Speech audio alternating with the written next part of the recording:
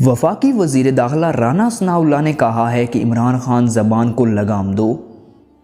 Golden lines for you کے تمام ناظرین کو السلام علیکم۔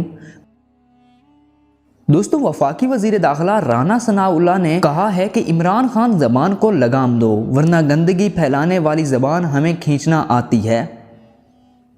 پاکستان تحریک انصاف کے چیئرمین اور سابق وزیر اعظم عمران خان کے خطاب پر شدید رد عمل دیتے ہوئے رانا ثناءاللہ کا کہنا تھا کہ تم قوم کی بیٹی مریم نواز شریف کے بارے میں جملے بازی کر کے پوری قوم کی خواتین کی عمران خان کی گندی تربیت اور کردار کا عکس ہے۔ یہ ہے وہ لوفر لفنگا جو وزیر اعظم اسلامی جمہوریہ پاکستان کی کرسی پر 4 سال گند پھیلاتا رہا۔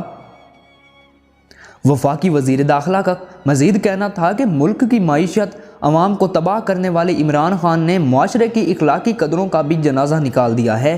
عمران خان کا منہ گندا نالا بن چکا ہے۔ ہم نے اپنا جذبہ اور جنون دکھایا تو عمران نیازی سے برداشت نہیں ہوگا۔ عمران نیازی مریم نواز کی نہیں پورے پاکستان کی بیٹیوں کی توہین کر رہا ہے۔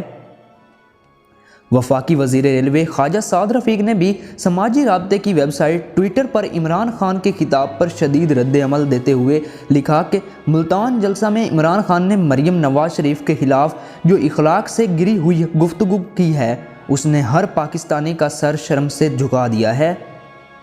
ایک شخص جو خود کو مقبول لیڈر کہتا ہے اسے بات کرنے کی بھی تمیز نہیں ہے۔